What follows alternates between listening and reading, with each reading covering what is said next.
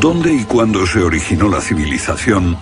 Los expertos han elaborado muchas teorías, pero a veces las evidencias contradicen por completo todas las hipótesis.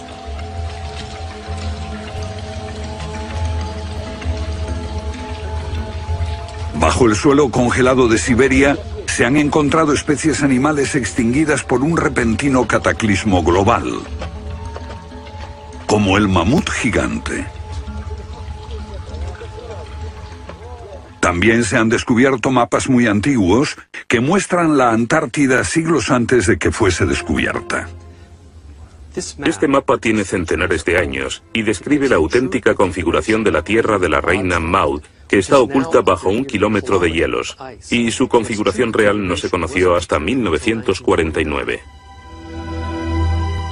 Hace 100 años, un arqueólogo concluyó que la antigua ciudad de Tiahuanaco, en Bolivia, fue un observatorio estelar alineado con el Sol y las estrellas.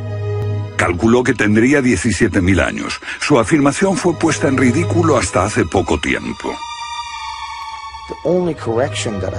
La única corrección que yo haría se debe a que ahora contamos con mejores mediciones, y sospecho que su antigüedad sería de unos 12.000 años. Tiahuanaco es la ciudad más antigua que conocemos en toda la Tierra.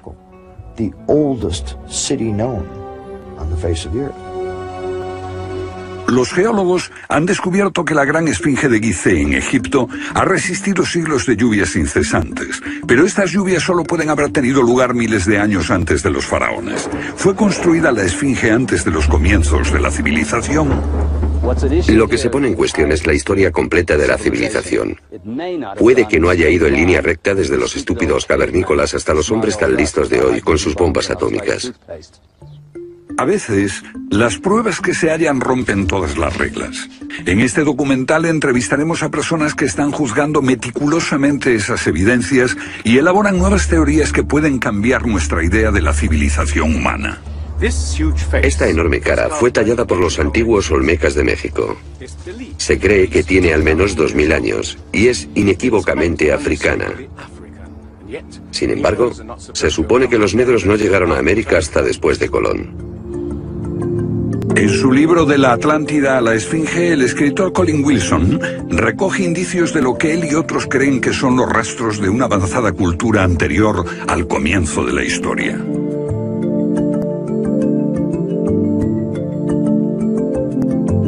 El filósofo griego Platón describió de manera precisa dicha civilización que, según le dijeron los sacerdotes egipcios, surcaban los mares miles de años antes, hasta que fue destruida por un terrible cataclismo.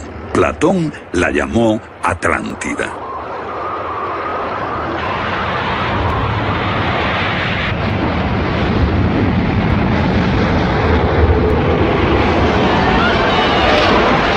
La Atlántida.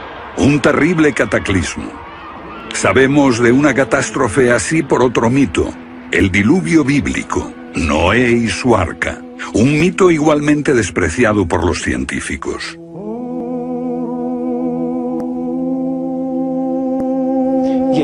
Cuando rechazan el diluvio bíblico y a Noé y el arca como una fábula, los científicos están ignorando el hecho de que hay cientos de mitos de diluvios en todas las culturas, aparte de las narraciones de Mesopotamia y de los hebreos, que dicen lo mismo sobre un desastre planetario que virtualmente borró al género humano antes del comienzo de la historia conocida.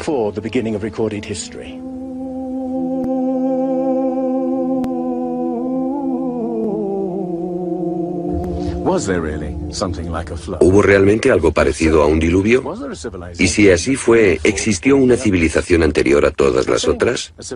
Digo una civilización, y no la Atlántida.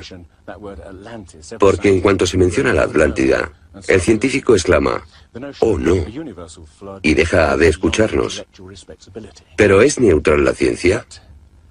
¿Lo es realmente cuando afirma, limítese a los hechos como punto de partida?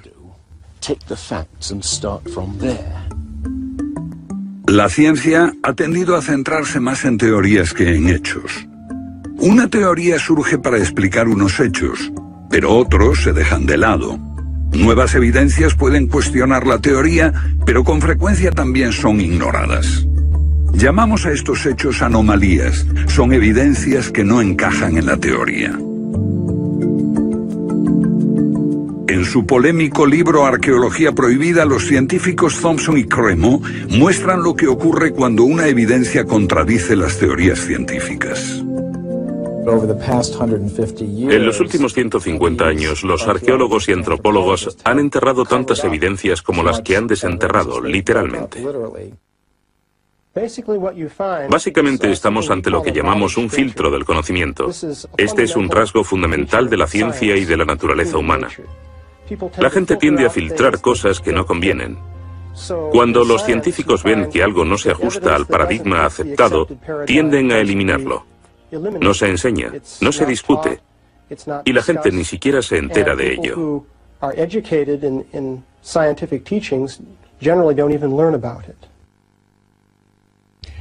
Lo que estamos diciendo, por ejemplo, sucedió en Iatitlan, México, en 1996. Cuando la arqueóloga Janestine McIntyre amenazó con echar abajo la teoría convencional de que el ser humano es relativamente nuevo en la Tierra, que llegó a Siberia hace unos 30.000 años y en América hace unos 20.000 años. En México, la arqueóloga Stine McIntyre descubrió herramientas de piedra y huesos humanos y los sometió a una batería de pruebas científicas. En 1966 pensamos que era un yacimiento antiguo y creímos que tendría unos 20.000 años. En aquella época se pensó que era demasiado tiempo. Cuando lo datamos mediante una batería de métodos supimos que tenía 250.000 años. Sinceramente yo me hubiera sentido feliz con los 250.000 años. Fui ingenuo y pensé, bien, voy a dejar de pensar en las fechas. Tenemos la información. Hemos conseguido los hechos. Tomemos estos hechos y partamos de ahí. No me di cuenta de que arruinaría mi carrera por completo. Todas sus oportunidades profesionales se frustraron. El yacimiento fue cerrado, los permisos para investigar denegados sistemáticamente. No obstante, más de 30 años después, unos arqueólogos descubrieron en Siberia vestigios de seres humanos de 300.000 años de antigüedad. Una fecha que de repente hizo que la datación de Jan McIntyre no pareciese tan improbable después de todo. No es necesariamente una conspiración deliberada. No decimos que se trate de personas reunidas en una habitación y diciendo, vamos a engañar a la gente. Es algo que ocurre automáticamente en la comunidad científica. Cuando una evidencia difiere de la teoría predominante, no se habla de ella, no se da información. Y eso significa que la ciencia deja de progresar de la forma en que uno desearía.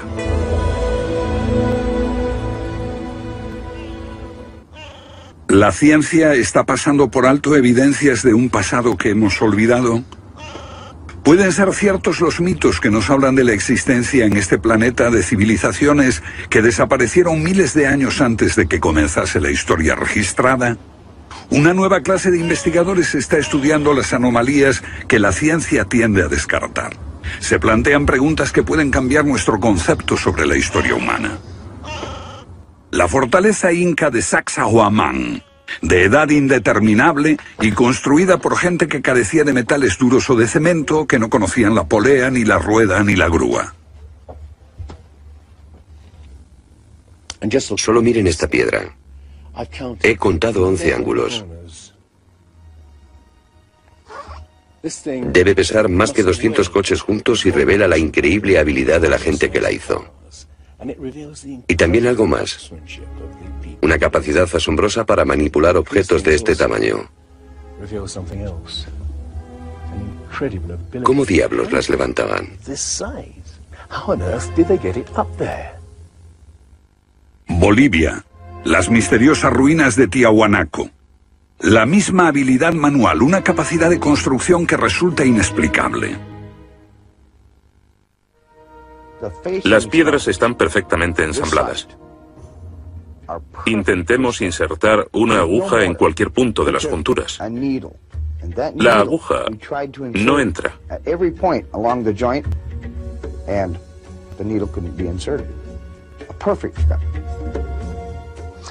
Cuando los conquistadores españoles le preguntaron a los incas si ellos habían construido Tiahuanaco, respondieron, no, no la construimos.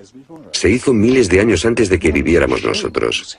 La evidencia muestra que fue erigida por una civilización avanzada. Un descubrimiento casual nos lo revela. Los bloques de construcción de Tiahuanaco no están pegados con cemento. El que separa estas piedras descubre el inesperado brillo metálico que las mantiene unidas.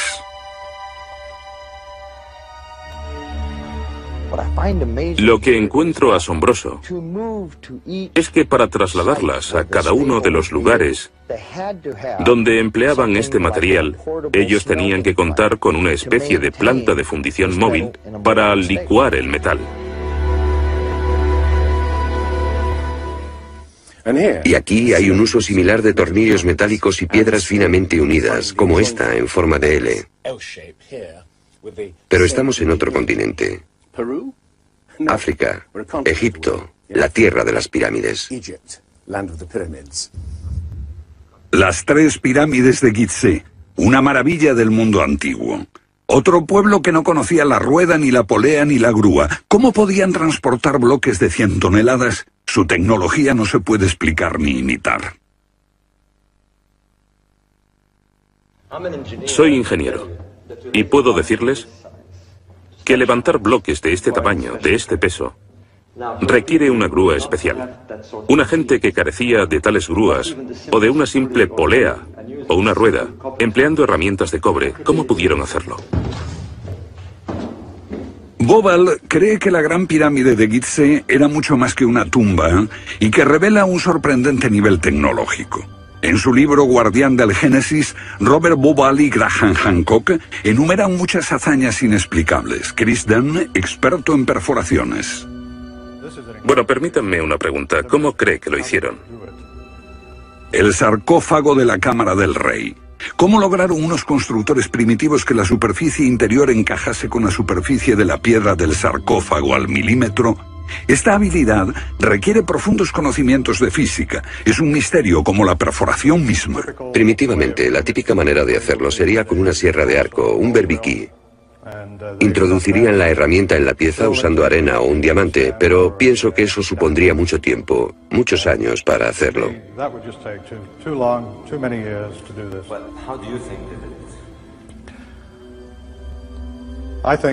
Creo que debieron haber usado herramientas más potentes. Hoy, para perforar esto, tendríamos que hacerlo a una velocidad de 6-10 milímetros por revolución de taladro en el granito.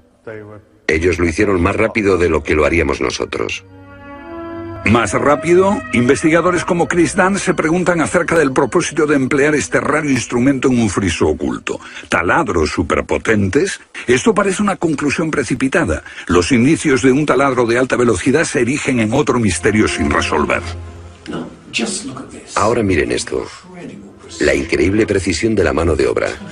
La total suavidad de las paredes en esta supuesta tumba para bueyes sagrados. Y que implica un alto nivel de destreza. Por supuesto, eso podría explicarse en términos de cientos de obreros puliéndolas durante 10 años seguidos. Pero, ¿si hablamos del misterio de los vasos egipcios? No como este vaso de arcilla que acabo de comprar, sino vasos hechos de alabastro, basalto e incluso diorita, que es la piedra más dura de todas.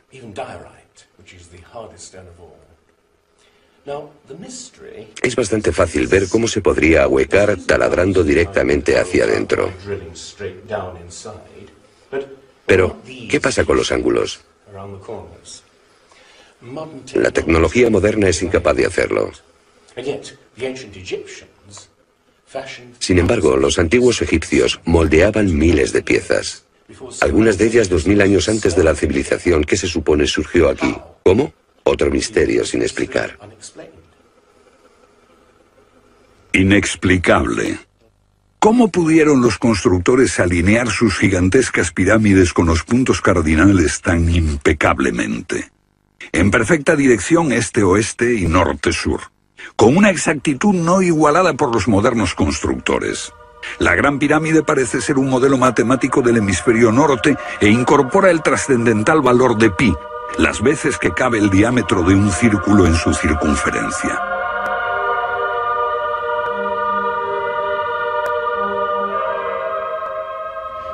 Está claro que lo que aquí tenemos es un avanzado sistema de matemáticas y tecnología, en un tiempo que no conocía su existencia. Para lograr estos resultados, los antiguos constructores tenían que usar un eclímetro de 52 grados. Cualquiera otro no valdría. Pero no solo los egipcios conocían el valor pi.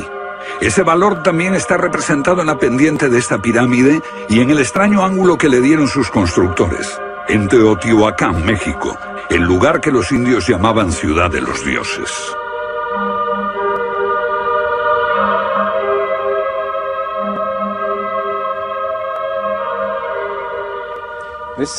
En su época, esta ciudad fue más grande que la Roma imperial.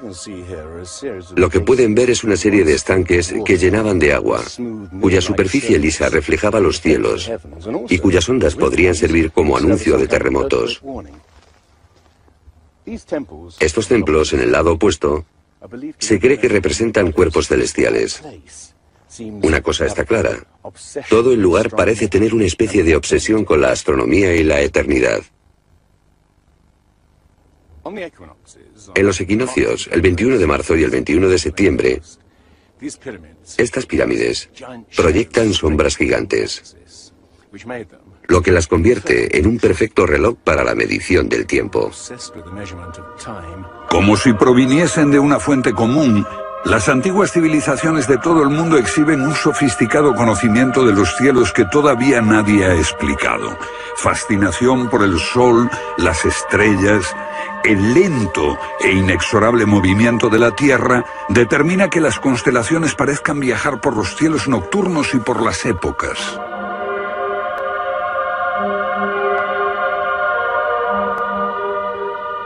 Según los estudiosos, los antiguos egipcios no tenían un gran conocimiento de la astronomía. Pero en el templo de Dendera hay muestras de su sofisticado conocimiento del cielo. Miren las constelaciones del zodíaco: Leo, Tauro, Piscis. Y aquí, la constelación de Orión.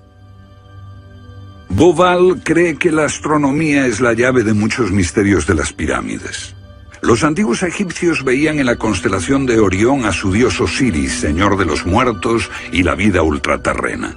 Bauval halló el reflejo de ese dios en las pirámides de Gizeh.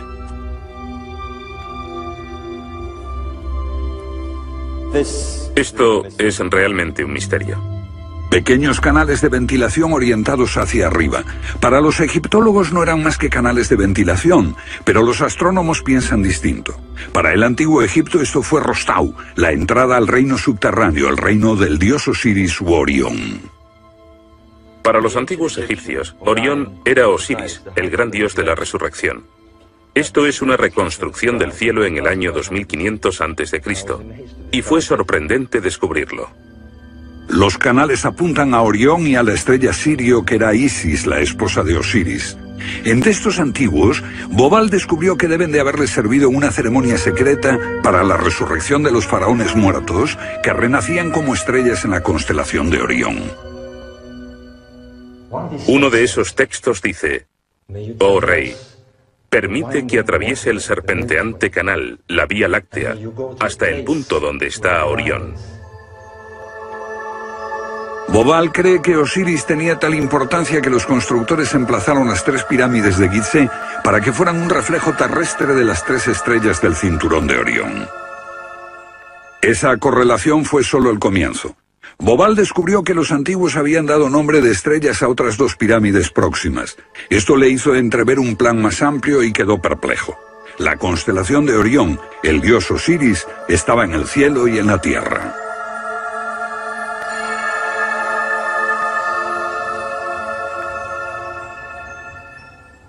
México, donde Teotihuacán presenta otro paralelo. Una leyenda la llama la ciudad de los dioses y sugiere que su propósito era convertir a los hombres en seres celestiales. Como ocurre en Egipto con las pirámides de Giza, los mitos hablan de la reencarnación en las estrellas.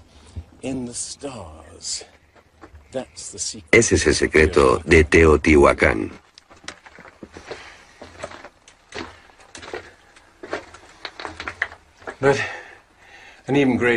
Pero esta pirámide presenta otro enigma mayor. Cuando se excavó por primera vez en 1906, se halló una enorme capa de mica. Ahora sabemos que la mica se usa como aislamiento eléctrico. No tenemos idea de para qué la utilizaban ellos. Lo que resulta aún más extraño es que la mica procede de Brasil. Imaginemos el problema de trasladar toda esta mica a más de 2.000 kilómetros de distancia. ¿Cómo? ¿Con qué finalidad? No tenemos ni idea. Tiahuanaco, Bolivia.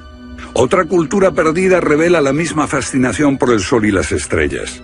Hace 100 años, el arqueólogo boliviano Poznański observó que en el primer día de primavera el sol salía exactamente por el centro del templo. Fue el inicio de un gran descubrimiento. Poznański descubrió que este templo era un observatorio, un gran reloj para medir la progresión del sol. Y podemos utilizar ese alineamiento astronómico para datar el lugar. Durante el año el sol sale cada día por un punto diferente del horizonte. El primer día de primavera un observador vería salir el sol exactamente en el centro. Estudiando el esquema de Poznański, dedujimos que en los primeros días de invierno o de verano el sol saldría por encima de las piedras angulares. Pero no fue así. Los arqueólogos actuales dicen que los constructores cometieron un error de cálculo. Después de observar la perfección con la que se construyó este sitio, con piedras de 100 toneladas, sugerir que los marcadores del solsticio están mal alineados me parece increíble. Neil Stide hizo una completa verificación de los cálculos de Poznański. Midiendo el ángulo de las piedras angulares y comparándolo con las posiciones actuales de salida del sol, Poznański calculó que Tiahuanaco fue construida hace 17.000 años.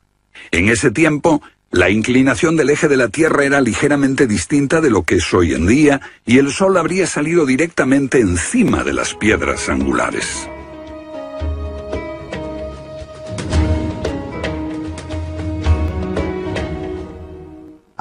Yo sospecho que la fecha sería más bien de 12.000 años. Pero eso haría que todos nos cuestionásemos completamente los orígenes de la civilización. Una civilización perdida en el tiempo dejó sus huellas en varios lugares del mundo. Los sacerdotes egipcios dijeron al filósofo griego Platón que una civilización así habría existido hace 12.000 años. Pero según la ciencia, el ser humano abandonó la prehistoria hace solo 5.000 años. En Egipto, el investigador John West descubrió que la esfinge de Gizeh no resultó alterada por el clima de la misma forma que las construcciones del entorno, erosionadas por la arena y los vientos del desierto. En vez de un desgaste horizontal, la esfinge tiene marcas de erosión redondeadas y onduladas. No se necesita ser geólogo para mirar y ver lo que se debe al tipo de clima. Solo el agua cayendo copiosamente sobre las paredes del recinto pudo producir esos contornos redondeados.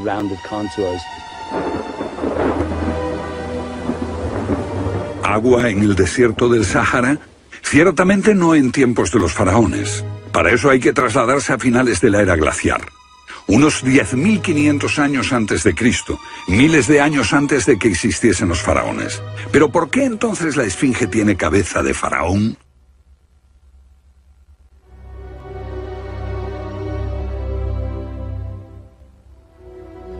La cabeza es desproporcionadamente pequeña. Desde el aire se ve que el cuerpo de la esfinge es largo y aplanado, y la cabeza casi se parece a la de un alfiler. Para nosotros, esto indica que ha sido tallada más de una vez.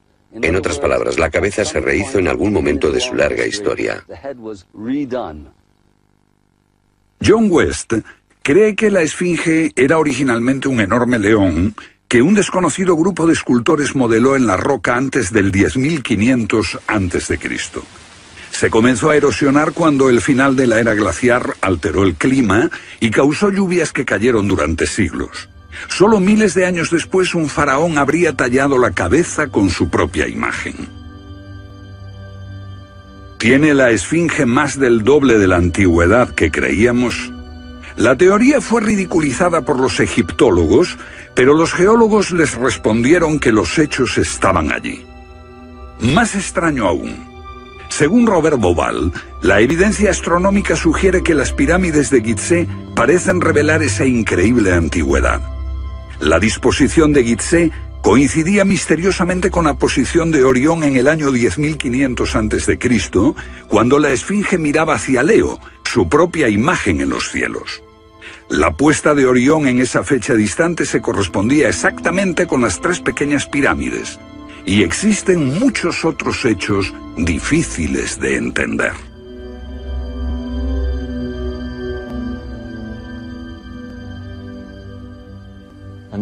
Esto coincide exactamente con las ideas que se desarrollaron tras los análisis geológicos de la esfinge. Dos ciencias sólidas indican que la esfinge podría remontarse al año 10.500 a.C.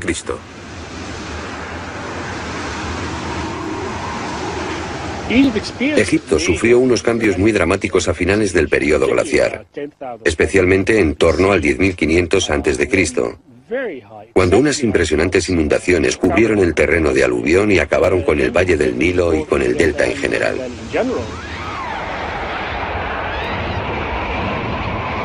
«10.500 años antes de Cristo, un periodo de inundaciones. ¿Pudieron los diseñadores de Gizeh remontarse a un tiempo tan distante? El tiempo de sus mitos dice que el dios Osiris y sus asistentes ascendieron del caos para traer los primeros frutos de la civilización. ¿De dónde vinieron?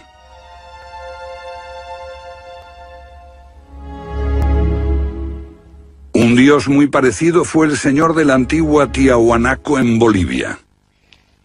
Aquí, en esta misteriosa ciudad de Tiahuanaco, era el dios que ellos adoraban. Alto, con barba, descrito como blanco, Viracocha llegó en tiempos de caos y destrucción, atravesando los mares para llevar a la raza humana una especie de renovación. El dios blanco Viracocha. En México conocido como Quetzalcóatl, que llegó con otros para traer los primeros frutos del conocimiento. Su símbolo está por todo Teotihuacán. La serpiente emplumada, símbolo del enigmático dios Quetzalcóatl que llegó desde el este después de tremendos cataclismos para traer la civilización a esta parte del mundo. ¿Pudieron dioses como Osiris, Viracocha y Quetzalcóatl haber sido personas reales que llegaron de muy lejos? ¿Eran supervivientes de un cataclismo que destruyó sus hogares y su civilización? Ahora la pregunta que nos hacemos es esta. ¿Existió una remota civilización, hasta ahora sin identificar, que llegó a Egipto, México y Sudamérica? ¿Y que dejó su impronta en un cuerpo de conocimientos, por difícil que sea de discernir? Tomados por separado, acepto que los datos aislados revelan poco, pero consideremos juntos todos esos elementos comunes. Ambos lugares tienen enormes pirámides, alineadas exactamente con los puntos cardinales, e incorporan avanzados conocimientos matemáticos. Ambas culturas demostraban un asombroso conocimiento de astronomía, expresado en los grandes monumentos sagrados que erigieron. Aunque no conocían ni la polea ni la rueda, ambas pudieron hacer construcciones con enormes piedras finalmente ensambladas en un estilo único, con ángulos en forma de L y tornillos de metal. Y ambas utilizaron el proceso de la momificación para preservar y honrar a sus muertos. Aquí se halló una nueva y asombrosa pista cuando la doctora Balabanova, de la Universidad Alemana de Ulm, descubrió que muchas momias de Egipto contenían cocaína y nicotina, naturales de Sudamérica. Tengo una cantidad de cartas insultantes. Dicen que todo esto no tenía sentido, que yo fantaseaba, que era imposible porque estaba comprobado que antes de Colón esas plantas no existían en ninguna parte del mundo, excepto en América. Pero su investigación se repitió con cientos de momias y no quedó lugar a dudas. En un pasado remoto, unos navegantes atravesaron el mar e influyeron en las culturas a ambos lados del Atlántico. La idea está sugerida incluso por lo que no está allí. México, la antigua cultura de los mayas. Los sacerdotes mayas tenían tablas para predecir los eclipses de sol y de luna. Pero hay algo muy extraño. No conocieron nunca el simple principio de la rueda. Podían visualizar la eternidad pensando en millones de años, pero jamás aprendieron a pesar un saco de grano. Esta compleja civilización murió finalmente porque no supo desarrollar métodos de agricultura para alimentarse. Lo que estoy sugiriendo es... ¿puede que ellos heredaran una parte específica de su conocimiento de una civilización anterior, mucho más sabia? Un contacto. A veces la evidencia está ahí para que la veamos todos. Los antiguos olmecas en México pusieron a sus soberanos caras africanas. ¿Qué les parece esta? Tallada por esos mismos olmecas. Es genéticamente imposible que un indio tenga barba, pero aquí está la cara de un blanco caucasiano, esculpida 2000 años antes de que los españoles llegaran al Nuevo Mundo.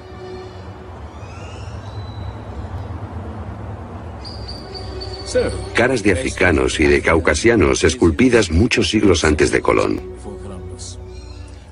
¿De dónde vinieron? ¿Cómo llegaron aquí? ¿Cómo influyeron en la más antigua cultura de América Central, en la cultura madre de México?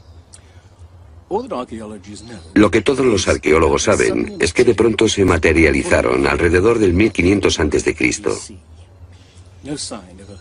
Esta gente, cuya expresión característica era la de esculpir enormes caras de piedra, cabezas de caucasianos y africanos que parecen haber salido, no se sabe de dónde.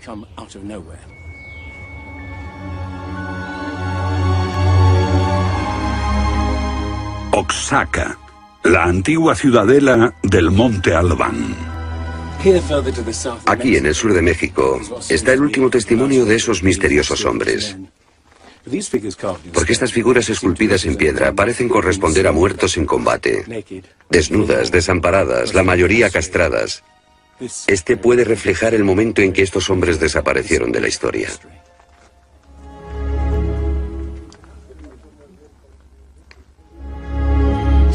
Entonces, ¿hubo una compleja civilización de navegantes que cruzó el Atlántico siglos antes de Colón? Pero tenemos otra evidencia. Estos son viejos mapas que sugieren que los antiguos marinos tenían un conocimiento de la Tierra que nunca se ha explicado. Un puzzle para los científicos de este siglo. En 1513 el almirante turco Piri Reis cartografió parte del mundo que nadie había visto hasta entonces. Colón solo exploró la zona del Caribe. No bajó a esta zona de Sudamérica, hasta la Antártida. No estuvo nunca por esa zona. Pero estos mapas muestran todos estos detalles con gran precisión, antes de que cualquier explorador europeo llegase a esas regiones. Este mapa, de muchos siglos, describe la configuración real de la tierra de la reina Maud, que ahora está sepultada bajo 1 kilómetro de hielo. Y su forma precisa no se determinó hasta 1949. Inexplicable. Los cartógrafos han meditado mucho sobre la extraña proyección cartográfica utilizada en el mapa. Hallaron un parecido con el que utiliza un moderno submarino nuclear que hace mediciones del mundo mientras se aleja de un punto de referencia. En este caso, el centro está en Egipto. ¿Es ese el hogar de los antiguos cartógrafos? El mapa muestra exactamente esta parte del mundo, pero hay más. Para mí el aspecto más significativo del mapa de Piri Reis es que describe exactamente la longitud, algo que los europeos no fueron capaces de hacer hasta el siglo XVIII. La longitud. Esa historia comenzó en estas playas en 1707, cuando la flota inglesa navegaba por el Mediterráneo hacia Inglaterra. En aquellos días era bastante fácil determinar a qué distancia estaba el norte o el sur, midiendo el ángulo que el Sol y las estrellas formaban con la superficie de la Tierra. Pero no había técnicas para determinar lo lejos que estaba el este o el oeste. ¿Longitud? El almirante Sir Cloudesley Shuffle se enfureció cuando un marinero del oeste del país le dijo que estaba alejándose unas 20 millas del este y era probable que la flota naufragase en la costa. Cuando sus oficiales le dijeron que el rumbo era correcto, mandó ahorcar al marinero por insubordinación. En sus últimos momentos debió haber deseado no haberlo hecho. Los barcos se habían hundido antes por millares. Pero entonces la pérdida de una flota entera promovió la búsqueda de un reloj preciso para calcular la longitud. Tuvieron que pasar 2 generaciones antes de que finalmente se consiguiese. No obstante, el mapa de Piri Reis ya mostraba un conocimiento de la longitud al menos 250 años antes. En el mapa de Piri Reis se menciona el hecho de que se trate de una recopilación de muchas otras cartografías. Son copias de copias de copias. La mayoría de quienes los han estudiado creen que esos mapas proceden de los tiempos de Alejandro Magno, pero son incluso mucho más antiguos. Mapas del mundo confeccionados antes de que supiésemos navegar por los océanos. Técnicas de construcción inexplicables, un complejo conocimiento de las matemáticas y la astronomía. Si existió una tecnología tan avanzada capaz de dar sus conocimientos a los constructores de la Esfinge y a los pueblos de los Andes y México, ¿qué pasó con ella?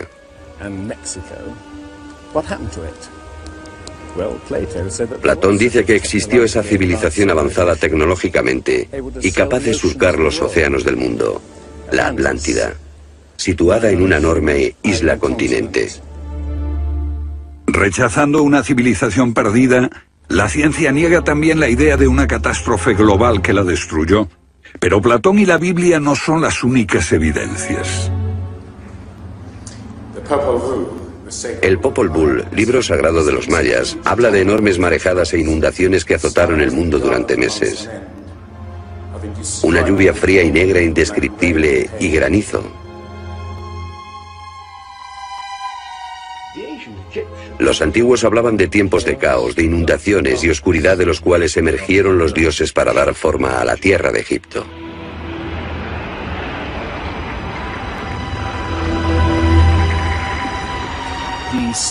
El disco solar de los aztecas se refiere a 4 ciclos de destrucción: por inundaciones, por fuego, por viento y por sangre y guerra.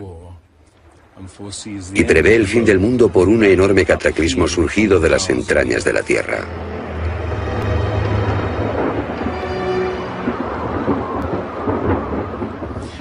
Otros mitos de la América antigua hablan de inundaciones apocalípticas y torrentes de fuego, de erupciones volcánicas y terremotos.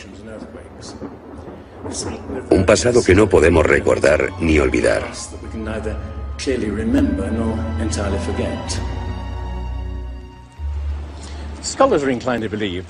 Los especialistas tienden a creer que el diluvio es una fantasía de los viejos poetas. Pero supongamos que los expertos se equivocan. Supongamos que una serie de terribles catástrofes naturales redujeron a nuestros ancestros a pequeños grupos que vivieron apartados y se esparcieron por todo el mundo.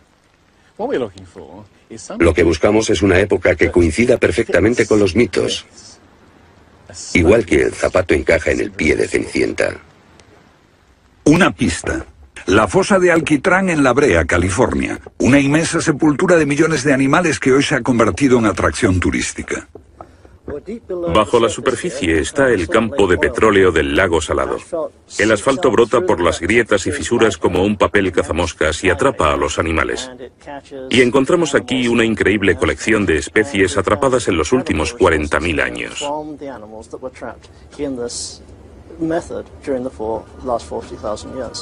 Esta fosa de alquitrán puede leerse como un libro de tiempos remotos, cuando abundaban los animales y nosotros no los considerábamos como originarios de América. Mamuts, elefantes, rinocerontes, perezosos gigantes, tigres sable, incluso caballos y camellos. Después, una tremenda catástrofe los barrió, al parecer en unas pocas décadas, en torno al 10.500 a.C., hace más de 12.000 años. Todos los grandes animales, cualquier animal más grande que un coyote, se extinguieron en pocas décadas. Sí, fue sin duda una gran catástrofe.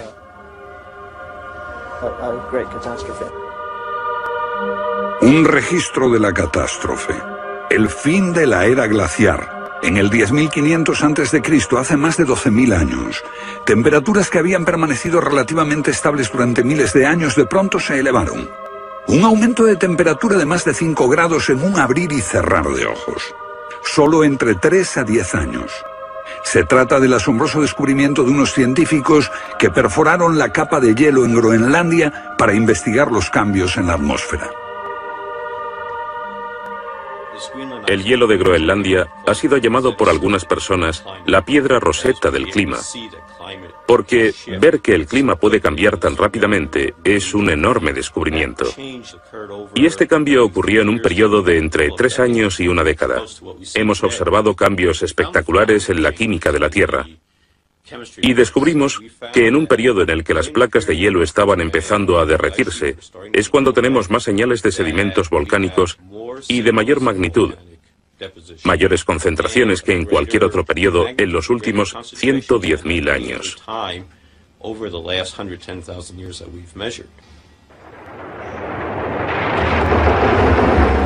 Un surgimiento de volcanes nunca visto, acompañado por desórdenes atmosféricos y gigantescas inundaciones. Porque mientras las placas de hielo de más de 1 kilómetro de espesor se derretían en pocos años, el nivel de los mares aumentaba dramáticamente. De repente, los mares ocuparon lo que había sido suelo seco. Se podía caminar desde Gran Bretaña a Escandinavia antes de que una revolución climática diese forma al Mar del Norte. Fue un periodo en que las grandes inundaciones cubrieron las llanuras de América del Norte, y por eso es que se encuentran esqueletos de ballenas en Michigan. Un tiempo de cataclismos a finales de la era glaciar, que puede coincidir con los mitos.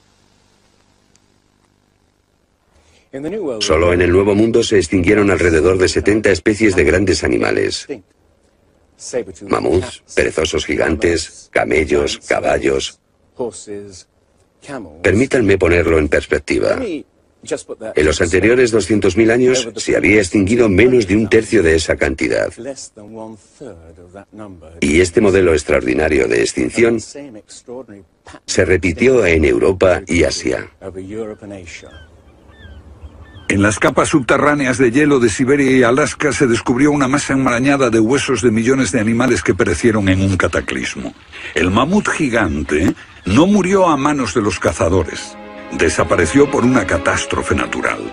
A finales del siglo XIX, unos cazadores encontraron por casualidad el cuerpo de un enorme animal congelado. Después de ser desenterrado y transportado, se encontró que en el estómago tenía plantas pertenecientes a un clima templado y aún sin digerir. El animal se había congelado de una forma muy rápida, como no es capaz de hacerlo ningún congelador moderno. Lo cierto es que hace unos 12.000 o 13.000 años un frío inmenso azotó Siberia. El enigma de los mamuts congelados en un instante ha dado pie a extrañas anécdotas. Algunas ciertas y otras no. Lo que es auténtico es un informe del barón Wrangel, un naturalista del siglo XIX que descubrió la isla Byrd al norte de Siberia, donde la arena quedó literalmente mezclada con bancos de huesos y colmillos de mamut y otros animales que habían desaparecido en alguna catástrofe. Esas extinciones masivas esa imponente actividad volcánica, ese veloz derretimiento del hielo, parecen sugerir que hubo un cambio climático brusco hace 12.000 años. Hay algún factor desconocido que no logramos descubrir.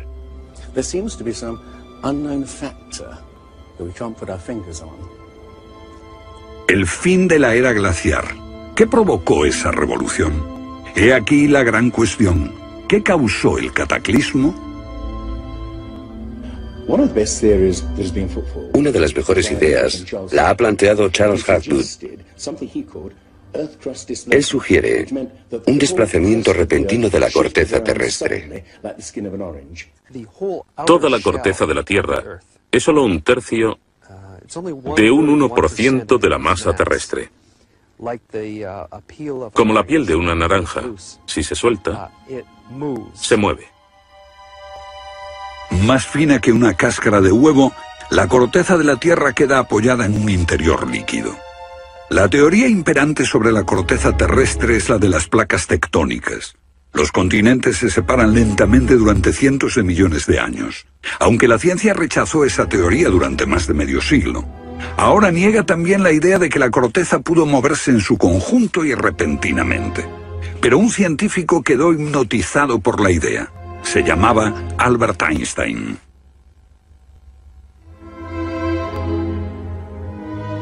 Esto es un resumen de lo que dijo. Cuando me encontré con el trabajo de Hapgood, quedé conmocionado. Se trataba de una idea simple, pero que podría explicar una serie enorme de problemas. Hapgood tenía esa teoría. La cuestión era cuál fue el mecanismo que puso en movimiento el gigantesco conjunto. Y fue Einstein quien planteó una sugerencia. La enorme cantidad de hielo que rodea a los polos puede tener 3 kilómetros de espesor. Esos incontables miles de millones de toneladas de hielo, si se formaran de un modo desproporcionado, harían que toda la Tierra se sacudiese como una rueda, con un enorme peso colocado en su borde. Esta vibración bastaría para hacer que la corteza de la Tierra se moviese súbitamente. Hace 55.000 años el Polo Norte estaba cerca de Europa, pero de pronto se desplazó hacia la bahía de Hudson en Canadá. Y en torno al año 12.500 a.C. se volvió a mover casi 2.000 millas hasta donde está actualmente. O es mejor decir que las tierras y los mares atravesaron el polo, impulsados por un repentino desplazamiento de la corteza terrestre. De ser así, esta es una de las cosas que habían ocurrido al final de la era glaciar. El desplazamiento impulsó a América fuera de la zona polar. El mar en el norte se congeló con una fina capa de solo unos metros de espesor. La inmensa vieja capa de hielo de Norteamérica, con más de 1,5 kilómetros de grosor, se derritió rápidamente en pocos años. Ahora, lo que es muy interesante de la teoría de Hapgood y Einstein es que también explica bastante bien algunos otros mitos, independientemente del diluvio. Hay mitos sobre tremendos terremotos, catástrofes volcánicas, lluvias negras cayendo del cielo, congelación repentina, congelación del suelo. Y podemos ver que un ejemplo de esto es precisamente lo que pudo pasar si la corteza terrestre se desplazó. Con bastante rapidez, las áreas que antes habían estado congeladas pasarían a ser zonas cálidas, y así se explicarían hechos como el rápido congelamiento de los mamuts en Siberia. Si el desplazamiento de la corteza terrestre causó el diluvio que aniquiló una civilización, ¿dónde estaba esa civilización? Algunos investigadores creen haberla hallado en la isla griega de Santorini, que fue devastada por una terrible erupción, o en la antigua Troya, o en la isla alemana de Heligoland, casi arrastrada hacia el Mar del Norte. Pero no se ha encontrado nada. Y es precisamente este problema lo que ha hecho descartar la Atlántida de Platón como una propuesta seria. Veamos, los oceanógrafos han cartografiado los suelos oceánicos y sencillamente no hay ningún continente perdido. ¿O sí? Platón describe la Atlántida como una vasta isla-continente con montañas, situada en medio del océano. Y el océano, por supuesto, es el océano que rodea toda la Tierra. Fue más tarde que comenzamos a dividir el océano en diferentes partes, llamándolo Atlántico, Pacífico, etc. En realidad el mundo tiene un solo océano. Y los mitos de todo el mundo son muy explícitos acerca de lo que pasa. El Zen Avesta de la literatura védica describe que esa isla no solo se destruyó tras un diluvio, sino que está cubierta por nieve y hielo. De modo que estamos buscando una isla cubierta de nieve en medio del océano, y una gran candidata para este papel es la Antártida. Si el Polo Norte se desplazó, también debió hacerlo el Polo Sur. Flengad cree que hace 12.000 años una parte de la Antártida permanecía en zonas templadas y pudo haber albergado una civilización que desapareció cuando el continente se convirtió en el Polo Sur. Esa es la explicación que él encuentra en los mapas que muestran partes de la Antártida que están debajo del hielo. El almirante turco Piri Reis demuestra un conocimiento de la Antártida que no debería de tener. Tras examinarlos, especialistas en cartografía de la Armada y de las Fuerzas Aéreas nos dicen: hemos hecho comparaciones de picos salientes y de montañas. Hemos descubierto que coinciden de forma asombrosa. Lo que debemos enfatizar es que no estamos hablando de un mapa, el mapa de Piri Reis, que podría cuestionarse. Estamos hablando literalmente de docenas de mapas. Por ejemplo, el mapa Phineus de la Antártida es sumamente preciso en cuanto a la configuración, mostrando sistemas fluviales que existieron allí, pero que no se conocían en el siglo XVI. La Antártida no fue descubierta hasta cerca del año 1800. Entonces, ¿cómo pudieron los cartógrafos europeos representarla? Solo, cree Flengad, si ellos la copiaron de copias de otras copias de mapas que se remontan milenios atrás. Hace solo unos 25 años supimos que bajo la capa de la Antártida existían unas islas, un continente, bajo un océano helado. Sin embargo, esa información ya estaba aquí, en este mapa. Estas islas de aquí corresponden a este área, y el modelo de nevadas aquí es muy intenso. Nada aquí. Estas islas debajo de este punto se podrían haber unido entre ellas antes de unirse a la tierra firme. Así, lo que se describe aquí es algo que yo creo que verdaderamente ocurrió en torno al 8000 a.C. Puede que en el 6000 a.C. a lo sumo. No hay forma de saber cómo lo consiguieron, a menos que postulemos la existencia de una civilización con habilidades para la navegación y la confección de mapas que solo se reinventaron en nuestro tiempo.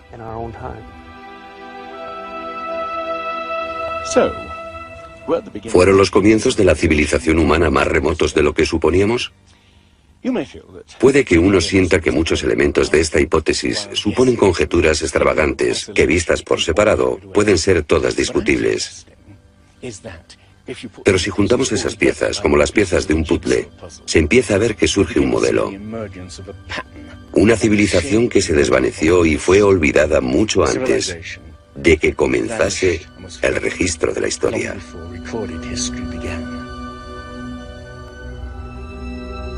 Del Monte Albán. Aquí, en el sur de México, está el último testimonio de esos misteriosos hombres. Porque estas figuras esculpidas en piedra parecen corresponder a muertos en combate, desnudas, desamparadas, la mayoría castradas. Este puede reflejar el momento en que estos hombres desaparecieron de la historia.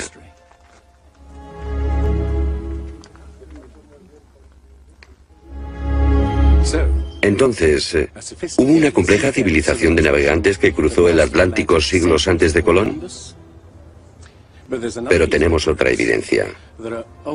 Estos son viejos mapas que sugieren que los antiguos marinos tenían un conocimiento de la Tierra que nunca se ha explicado. Un puzzle para los científicos de este siglo.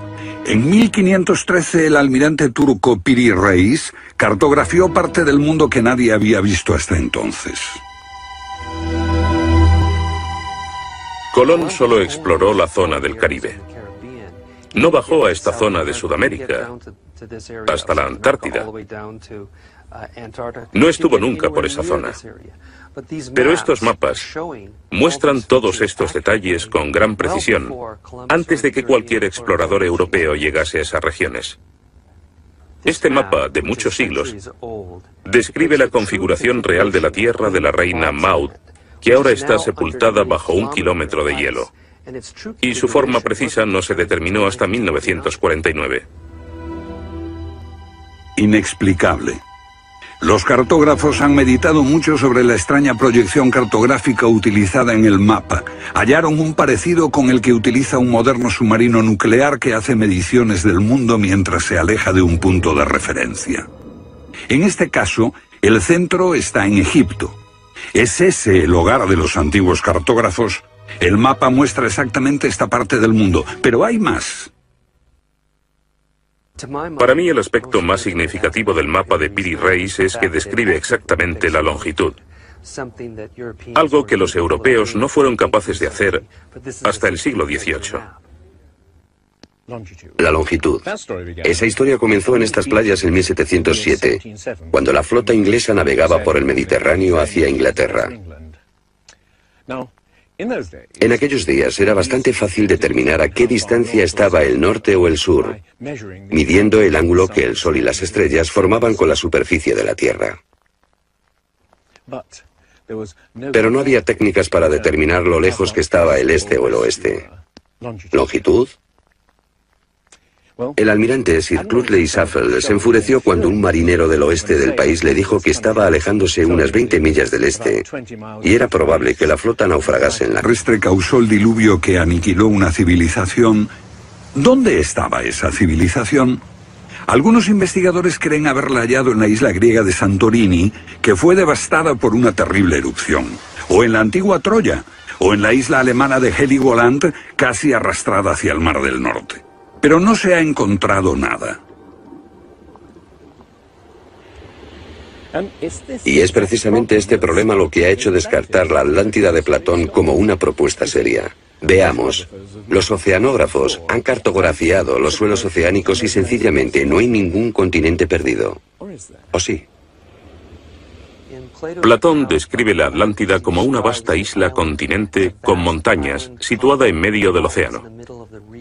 Y el océano, por supuesto, es el océano que rodea toda la Tierra. Fue más tarde que comenzamos a dividir el océano en diferentes partes, llamándolo Atlántico, Pacífico, etc. En realidad el mundo tiene un solo océano. Y los mitos de todo el mundo son muy explícitos acerca de lo que pasa.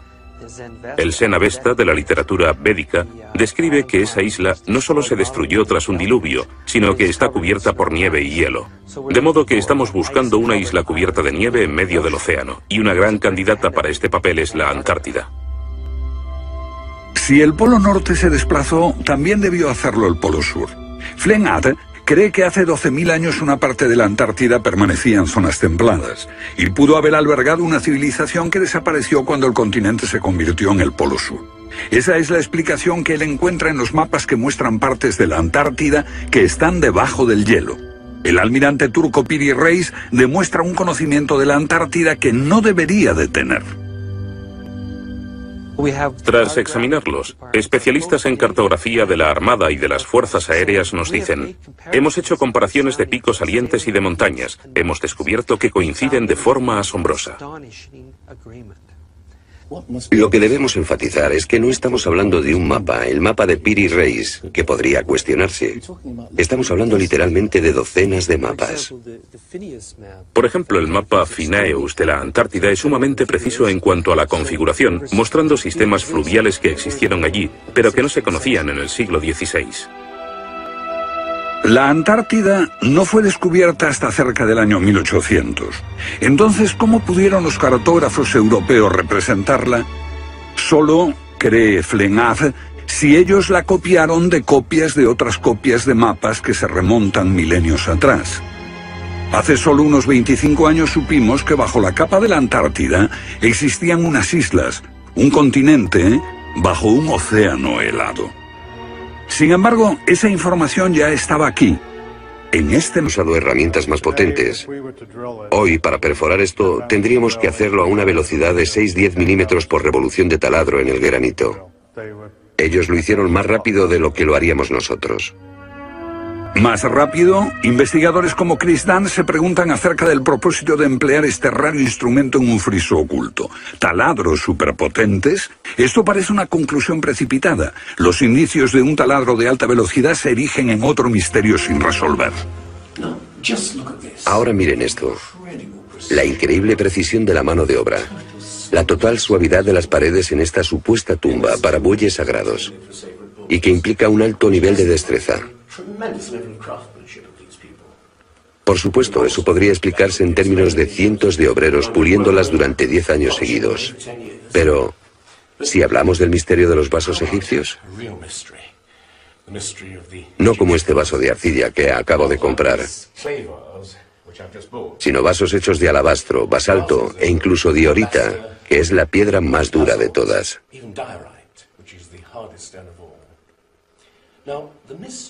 Es bastante fácil ver cómo se podría ahuecar taladrando directamente hacia adentro. Pero, ¿qué pasa con los ángulos? La tecnología moderna es incapaz de hacerlo. Sin embargo, los antiguos egipcios moldeaban miles de piezas, algunas de ellas 2000 años antes de la civilización que se supone surgió aquí. ¿Cómo? Otro misterio sin explicar. Inexplicable. ¿Cómo pudieron los constructores alinear sus gigantescas pirámides con los puntos cardinales tan impecablemente? En perfecta dirección este-oeste y norte-sur, con una exactitud no igualada por los modernos constructores. La Gran Pirámide parece ser un modelo matemático del hemisferio norte e incorpora el trascendental valor de pi, las veces que cabe el diámetro de un círculo en su circunferencia.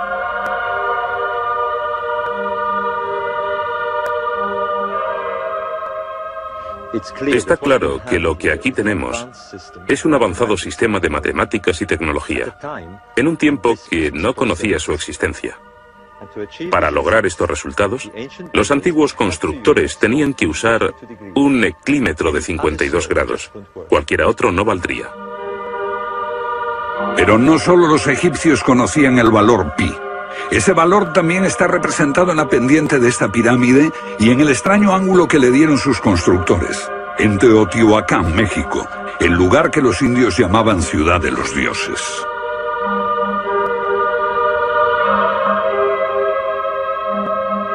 Le dijeron los sacerdotes egipcios, surcaban los mares miles de años antes, hasta que fue destruida por un terrible cataclismo. Platón la llamó Atlántida.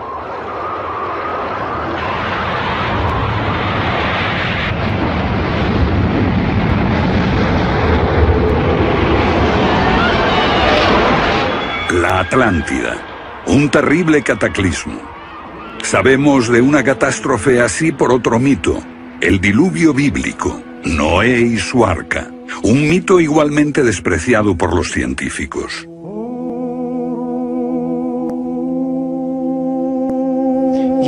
Cuando rechazan el diluvio bíblico y a Noé y el arca como una fábula, los científicos están ignorando el hecho de que hay cientos de mitos de diluvios en todas las culturas, aparte de las narraciones de Mesopotamia y de los hebreos, que dicen lo mismo sobre un desastre planetario que virtualmente borró al género humano antes del comienzo de la historia conocida.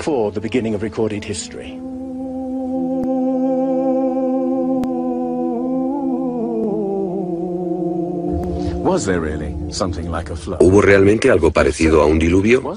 Y si así fue, ¿existió una civilización anterior a todas las otras?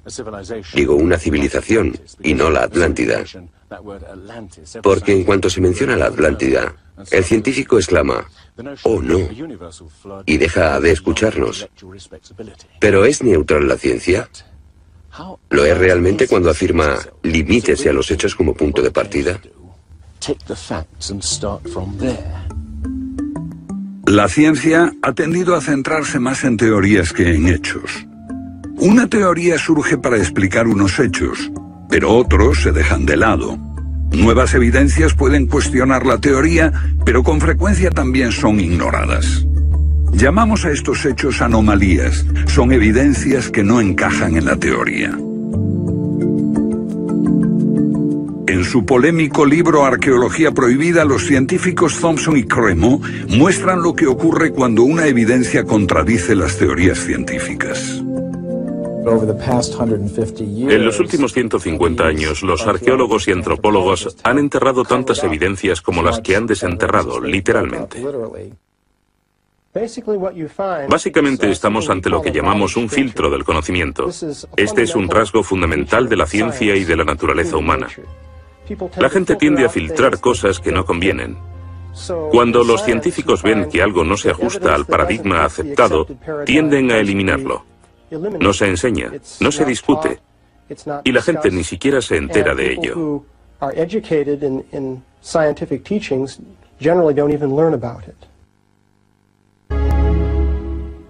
Un dios muy parecido fue el señor de la antigua Tiahuanaco en Bolivia. Aquí, en esta misteriosa ciudad de Tiahuanaco, era el dios que ellos adoraban. Alto, con barba, descrito como blanco, Viracocha llegó en tiempos de caos y destrucción, atravesando los mares para llevar a la raza humana una especie de renovación. El dios blanco Viracocha. En México conocido como Quetzalcóatl, que llegó con otros para traer los primeros frutos del conocimiento. Su símbolo está por todo Teotihuacán.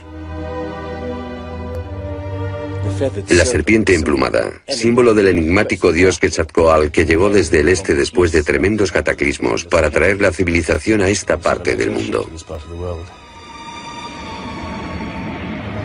¿Pudieron dioses como Osiris, Viracocha y Quetzalcóatl haber sido personas reales que llegaron de muy lejos?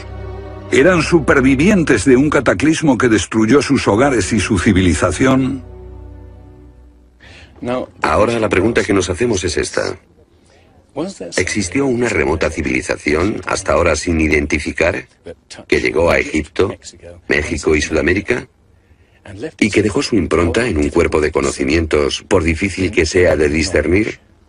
Tomados por separado, acepto que los datos aislados revelan poco, pero consideremos juntos todos esos elementos comunes.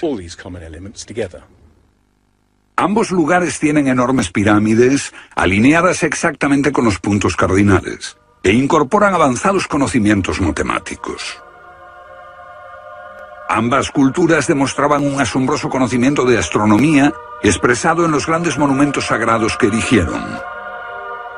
Aunque no conocían ni la polea ni la rueda, ambas pudieron hacer construcciones con enormes piedras finalmente ensambladas en un estilo único, con ángulos en forma de L y tornillos de metal. Y ambas utilizaron el proceso de la momificación para preservar y honrar a sus muertos. Aquí se halló una nueva y asombrosa pista cuando la doctora Balabanova, de la Universidad Alemana de Ulm, descubrió que muchas momias de Egipto contenían cocaína y nicotina, naturales de Sudamérica. Tengo una cantidad de cartas insultantes. Dicen que todo esto no tenía sentido, que yo fantaseaba, que era imposible porque estaba comprobado que antes de Colón esas plantas no existían en ninguna parte del mundo, excepto en América. Pero su investigación se repitió con cientos de momias y no quedó lugar a dudas, el inicio de un gran descubrimiento. Poznansky descubrió que este templo era un observatorio, un gran reloj para medir la progresión del Sol. Y podemos utilizar ese alineamiento astronómico para datar el lugar. Durante el año el Sol sale cada día por un punto diferente del horizonte. El primer día de primavera un observador vería salir el Sol exactamente en el centro. Estudiando el esquema de Poznansky, dedujimos que en los primeros días de invierno o de verano, el Sol saldría por encima de las piedras angulares. Pero no fue así. Los arqueólogos actuales dicen que los constructores cometieron un error de cálculo. Después de observar la perfección con la que se construyó este sitio, con piedras de 100 toneladas, sugerir que los marcadores del solsticio están mal alineados me parece increíble. Neil Stide hizo una completa verificación de los cálculos de Poznansky. Midiendo el ángulo de las piedras angulares y comparándolo con las posiciones actuales de salida del Sol, Poznansky calculó que Tiahuanaco fue construida hace 17.000 años. En ese tiempo, La inclinación del eje de la Tierra era ligeramente distinta de lo que es hoy en día, y el Sol habría salido directamente encima de las piedras angulares.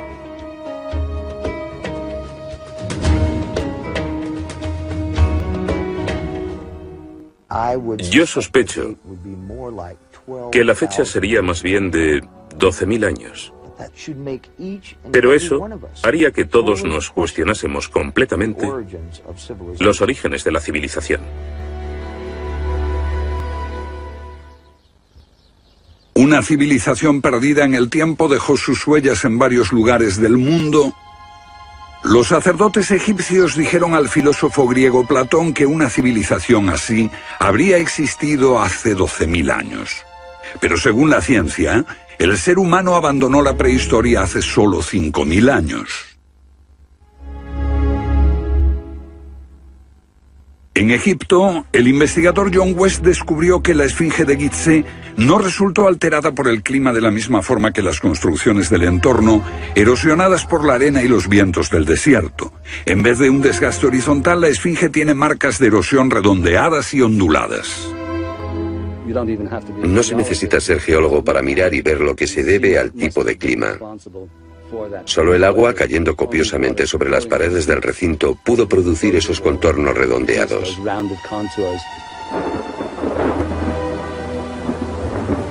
Agua en el desierto. Un tercio de un 1% de la masa terrestre. Como la piel de una naranja, si se suelta, se mueve. Más fina que una cáscara de huevo, la corteza de la Tierra queda apoyada en un interior líquido. La teoría imperante sobre la corteza terrestre es la de las placas tectónicas. Los continentes se separan lentamente durante cientos de millones de años, aunque la ciencia rechazó esa teoría durante más de medio siglo. Ahora niega también la idea de que la corteza pudo moverse en su conjunto y repentinamente. Pero un científico quedó hipnotizado por la idea. Se llamaba Albert Einstein.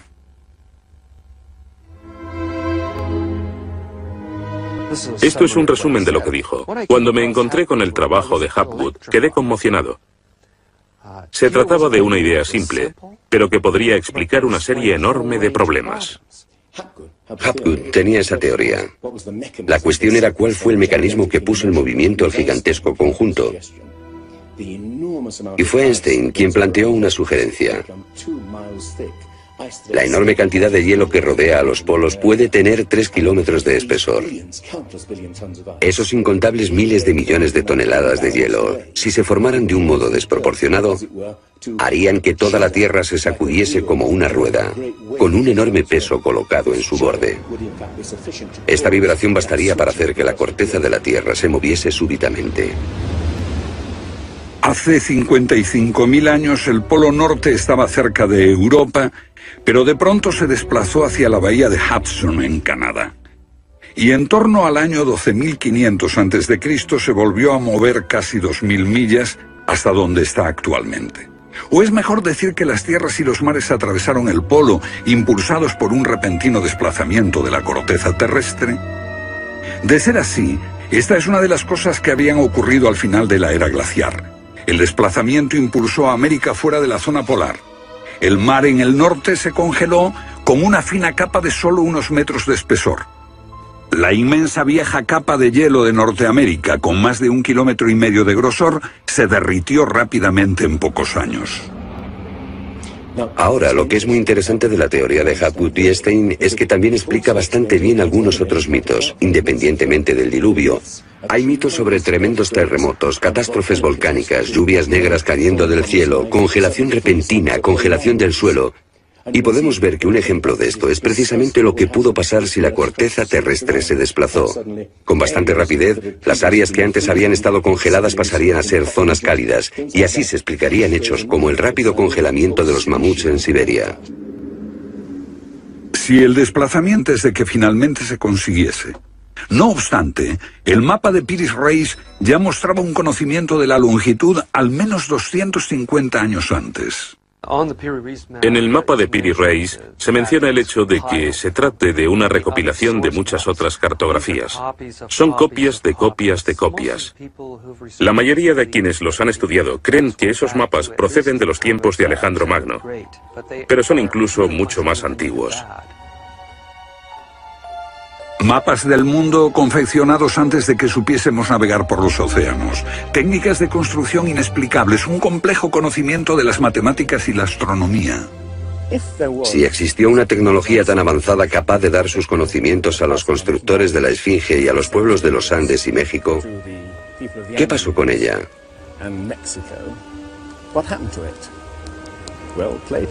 Platón dice que existió esa civilización avanzada tecnológicamente y capaz de surcar los océanos del mundo, la Atlántida, situada en una enorme isla-continente. Rechazando una civilización perdida, la ciencia niega también la idea de una catástrofe global que la destruyó. Pero Platón y la Biblia no son las únicas evidencias. El Popol Vuh, libro sagrado de los mayas, habla de enormes marejadas e inundaciones que azotaron el mundo durante meses. Una lluvia fría y negra indescriptible y granizo. Los antiguos hablaban de tiempos de caos, de inundaciones y oscuridad de los cuales emergieron los dioses para dar forma a la tierra de Egipto.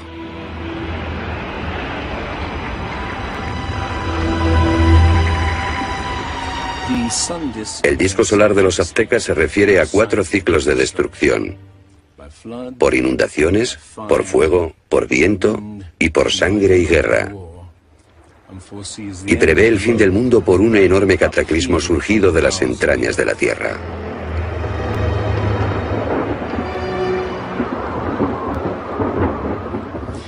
Otros mitos de la América antigua hablan de inundaciones apocalípticas y torrentes de fuego, de erupciones volcánicas y terremotos. Un pasado que no podemos recordar ni olvidar.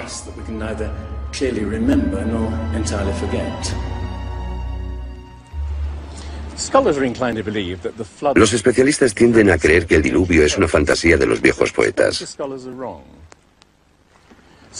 Pero supongamos que los expertos se equivocan. Supongamos que una serie de terribles catástrofes naturales redujeron a nuestros ancestros a pequeños grupos que vivieron apartados y se esparcieron por todo el mundo. Lo que buscamos, los antiguos egipcios moldeaban miles de piezas. Algunas de ellas 2000 años antes de la civilización que se supone surgió aquí. ¿Cómo? Otro misterio sin explicar. Inexplicable. ¿Cómo pudieron los constructores alinear sus gigantescas pirámides con los puntos cardinales tan impecablemente?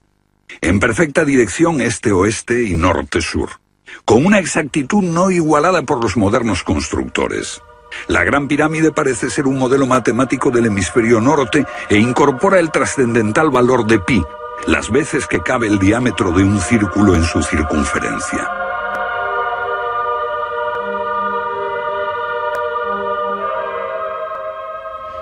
Está claro que lo que aquí tenemos es un avanzado sistema de matemáticas y tecnología, en un tiempo que no conocía su existencia. Para lograr estos resultados, los antiguos constructores tenían que usar un eclímetro de 52 grados. Cualquiera otro no valdría. Pero no solo los egipcios conocían el valor pi. Ese valor también está representado en la pendiente de esta pirámide y en el extraño ángulo que le dieron sus constructores, en Teotihuacán, México, el lugar que los indios llamaban Ciudad de los Dioses.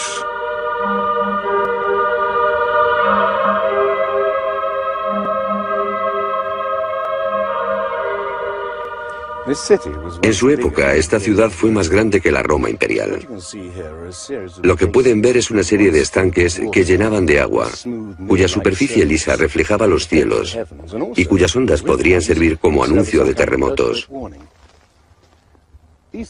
Estos templos, en el lado opuesto, se cree que representan cuerpos celestiales. Una cosa está clara: todo el lugar parece tener una especie de obsesión con la astronomía y la eternidad. En los equinoccios, el 21 de marzo y el 21 de septiembre, Estas pirámides proyectan sombras gigantes, lo que las convierte en un perfecto reloj para la medición del tiempo.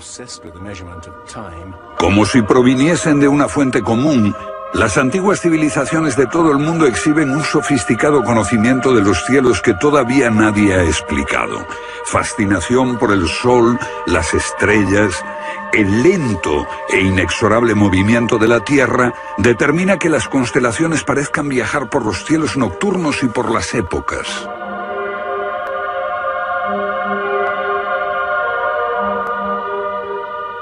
Según los estudiosos, los antiguos egipcios no tenían un gran conocimiento de la astronomía. Pero en el templo de Dendera hay muestras de su sofisticado conocimiento del cielo. En las capas subterráneas de hielo de Siberia y Alaska se descubrió una masa enmarañada de huesos de millones de animales que perecieron en un cataclismo. El mamut gigante no murió a manos de los cazadores. Desapareció por una catástrofe natural. A finales del siglo XIX, unos cazadores encontraron por casualidad el cuerpo de un enorme animal congelado. Después de ser desenterrado y transportado, se encontró que en el estómago tenía plantas pertenecientes a un clima templado y aún sin digerir. El animal se había congelado de una forma muy rápida, como no es capaz de hacerlo ningún congelador moderno. Lo cierto es que hace unos 12.000 o 13.000 años un frío inmenso azotó Siberia. El enigma de los mamuts congelados en un instante ha dado pie a extrañas anécdotas. Algunas ciertas y otras no. Lo que es auténtico es un informe del barón Wrangel, un naturalista del siglo XIX que descubrió la isla Byrd al norte de Siberia, donde la arena quedó literalmente mezclada con bancos de huesos y colmillos de mamut y otros animales que habían desaparecido en alguna catástrofe. Esas extinciones masivas, esa imponente actividad volcánica, ese veloz derretimiento del hielo, parecen sugerir que hubo un cambio climático brusco hace 12.000 años. Hay algún factor desconocido que no logramos descubrir.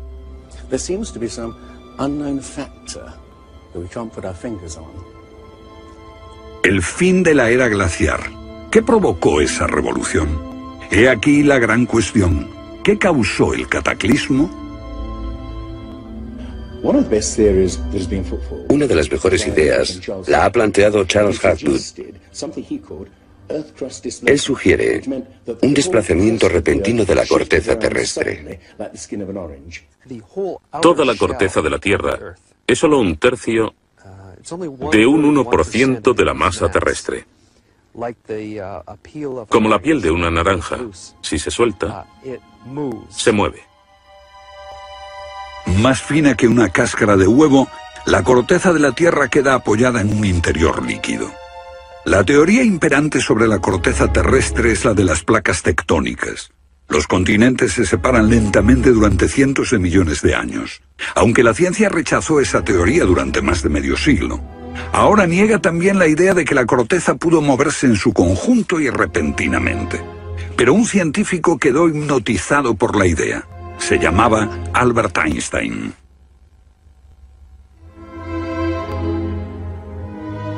Esto es un resumen. Poznański descubrió que este templo era un observatorio, un gran reloj para medir la progresión del Sol. Y podemos utilizar ese alineamiento astronómico para datar el lugar. Durante el año el Sol sale cada día por un punto diferente del horizonte. El primer día de primavera un observador vería salir el Sol exactamente en el centro. Estudiando el esquema de Poznański, dedujimos que en los primeros días de invierno o de verano, el Sol saldría por encima de las piedras angulares. Pero no fue así. Los arqueólogos actuales dicen que los constructores cometieron un error de cálculo. Después de observar la perfección con la que se construyó este sitio, con piedras de 100 toneladas, sugerir que los marcadores del solsticio están mal alineados me parece increíble. Neil Steede hizo una completa verificación de los cálculos de Poznański. Midiendo el ángulo de las piedras angulares y comparándolo con las posiciones actuales de salida del Sol, Poznański calculó que Tiahuanaco fue construida hace 17.000 años. En ese tiempo, la inclinación del eje de la Tierra era ligeramente distinta de lo que es hoy en día, y el Sol habría salido directamente encima de las piedras angulares.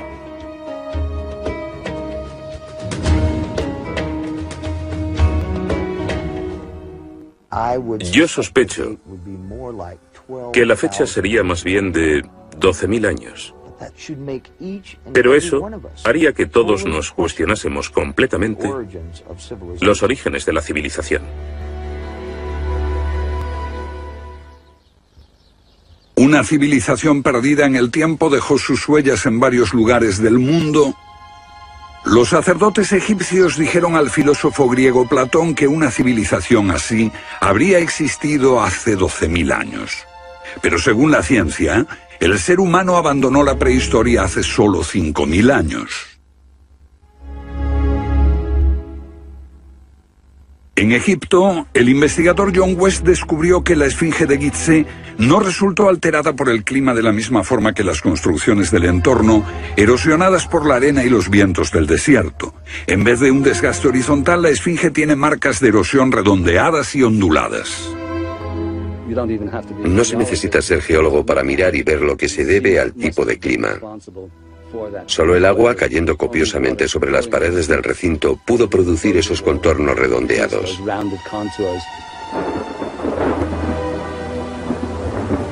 ¿Agua en el desierto del Sáhara? Ciertamente no en tiempos de los faraones. Para eso hay que trasladar... Bolivia. Las misteriosas ruinas de Tiahuanaco. La misma habilidad manual, una capacidad de construcción que resulta inexplicable. Las piedras están perfectamente ensambladas. Intentemos insertar una aguja en cualquier punto de las junturas. La aguja no entra.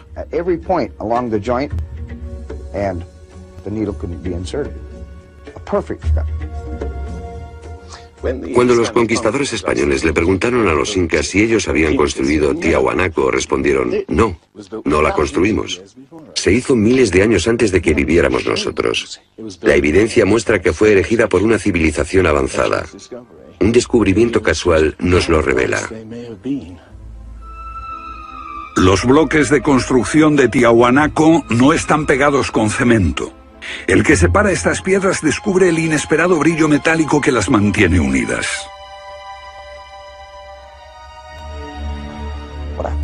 Lo que encuentro asombroso es que para trasladarlas a cada uno de los lugares donde empleaban este material, ellos tenían que contar con una especie de planta de fundición móvil para licuar el metal.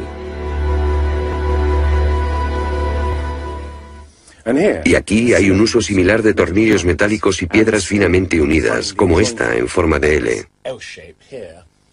Pero estamos en otro continente. África, Egipto, la tierra de las pirámides. Las 3 pirámides de Gizeh, una maravilla del mundo antiguo. Otro pueblo que no conocía la rueda, ni la polea, ni la grúa. ¿Cómo podían transportar bloques de 100 toneladas? Su tecnología no se puede explicar ni imitar. Soy ingeniero y puedo decirles que levantar bloques de este tamaño, de este peso, requiere una grúa especial. Una gente que carecía de tales grúas, o de una simple polea, o una rueda, empleando herramientas de cobre, ¿cómo pudieron hacerlo? Bobal cree que la Gran Pirámide de Gizeh era mucho más que una tumba y que revela un sorprendente nivel tecnológico. En su libro Guardián del Génesis, Robert Bobal y Graham Hancock enumeran muchas hazañas inexplicables. Chris Dunn, experto en perforaciones. Bueno, permítanme una pregunta. ¿Cómo cree que lo hicieron? El sarcófago de la Cámara del Rey. ¿Cómo lograron unos constructores primitivos que la superficie interior encajase con la superficie de la piedra del sarcófago al milímetro? Esta habilidad requiere profundos conocimientos de física. Es un misterio como la perforación.